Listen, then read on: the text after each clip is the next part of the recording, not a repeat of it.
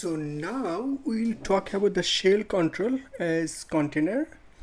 So this is we'll use in that root element, and this shell takes care of the visual adaptations of the applications to the device screen by introducing so-called the letterbox on display screen.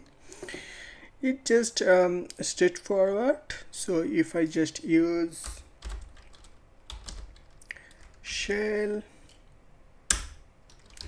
that's it. So we start from here. We have to make sure that app should be here inside that shell. So if we refresh, so you can see that there is a shell panel is there.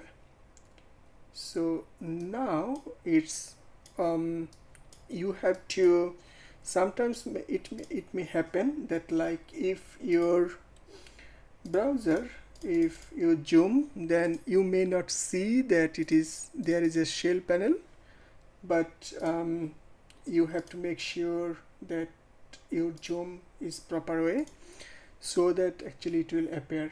So there's the things is very straightforward. So let's go to the second part, which is the margin and padding. Thank you.